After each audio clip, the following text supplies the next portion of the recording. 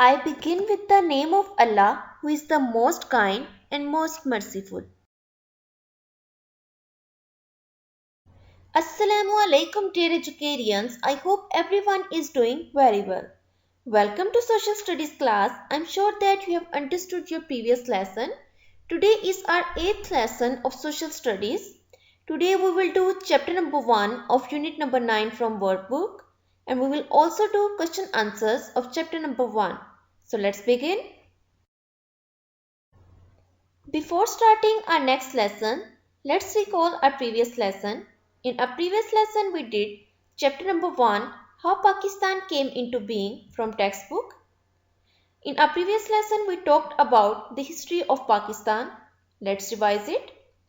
Before independence, Pakistan was a part of United Subcontinent before becoming a separate country. And what is subcontinent?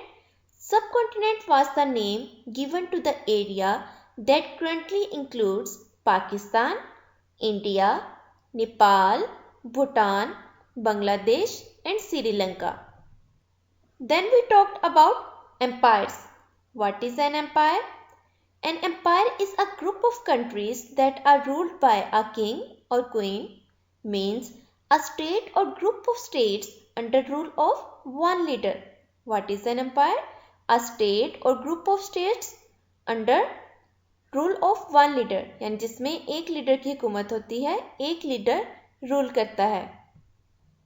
Then we learn about monarchy. What is monarchy?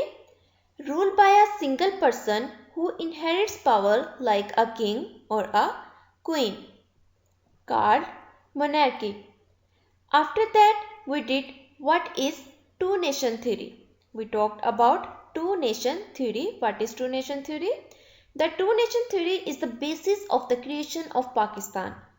It states that Muslims and Hindus are two separate nations by every definition, and they need separate countries to practice their beliefs. This is called two-nation theory. This is all about our previous lesson. Now let's start our today's lesson. This is the content page of our today's lesson. We are doing unit number 9, My Country. Today we will do chapter number 1, How Pakistan Came into Being from workbook. Today we will do page number 62 and 63 from workbook. After that we will do our notebook work. We will draw title page. Then we will also do question answer of chapter number 1. Material required for our today's lesson is pencil, eraser, scale, social studies workbook, social studies notebook and highlighter. Now this is time for a workbook work. So my dear students, please open your workbook, page number 62. On page number 62, write day, date and today's task.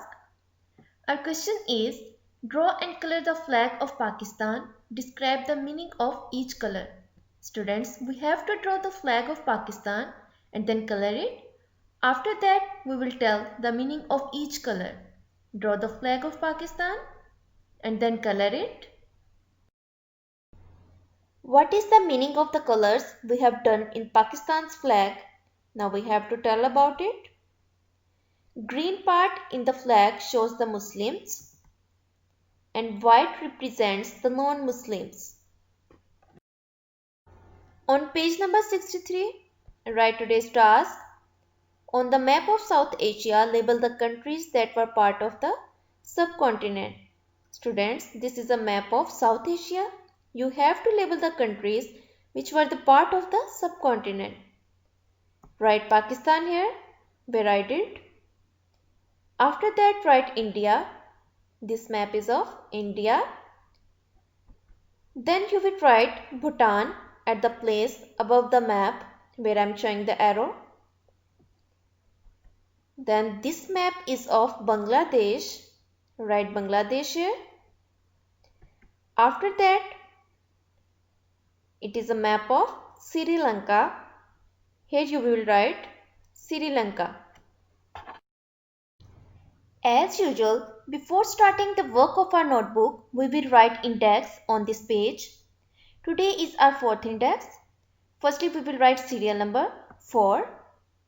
Then we will write date for which we are working. After that, we will write topic. Today we will do question and answer of chapter number 1 of unit number 9. Open your notebook. Firstly, we will draw the title page here. Our topic is unit number 9, our country. Draw title page here related to unit number 9 and then color it. After that, we will start the question answer of our unit number 9. On next page, draw margin line. Write day, date and today's task. Our today's topic is unit number 9, chapter number 1, question answer. Our first question is, how did Pakistan gain independence? And the answer is, Pakistan gained independence with the efforts of Quaid-e-Azam along with many other political leaders. On next page, firstly draw margin line. Write today's task. Our question number 2 is, when did Pakistan gain independence? And the answer is, Pakistan gained independence on 14th August 1947. Our question number 3 is, what countries were included in the subcontinent? And the answer is, the countries which were in the subcontinent are Pakistan. On next page, draw margin line. Write today's task. Now we will write the answer of question number 3 that was left. India, Nepal, Bhutan, Bangladesh and Sri Lanka. Question number 4. Describe a monarchy. When we had read in the textbook in a previous lesson, I told you about monarchy. What is monarchy? A political system based upon the rule of a single person is called monarchy.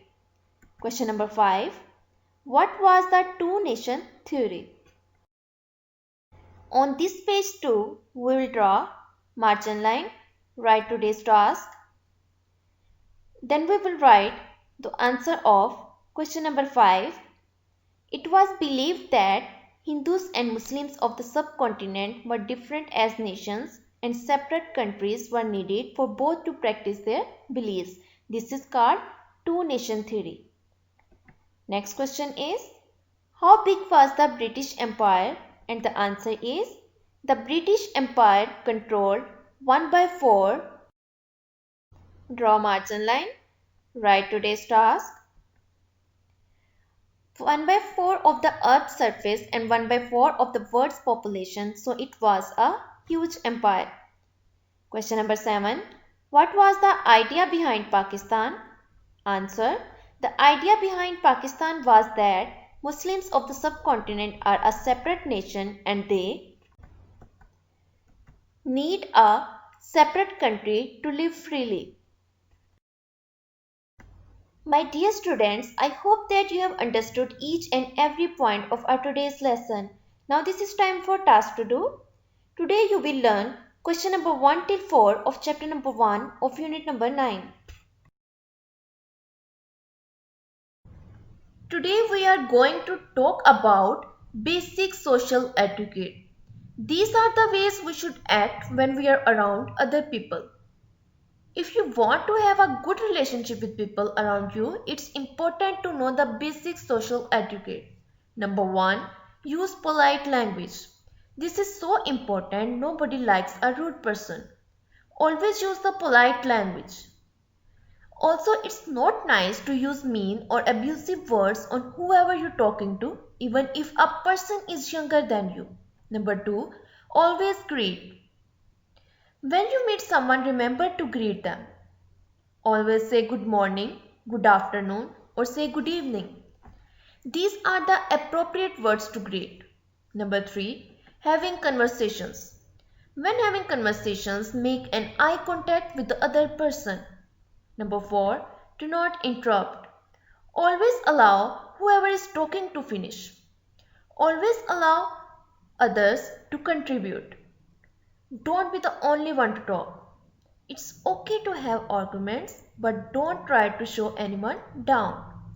Don't make anyone feel bad for having an opinion just because you don't agree with them. Dear students, I sincerely hope that you must have understood our today's lesson.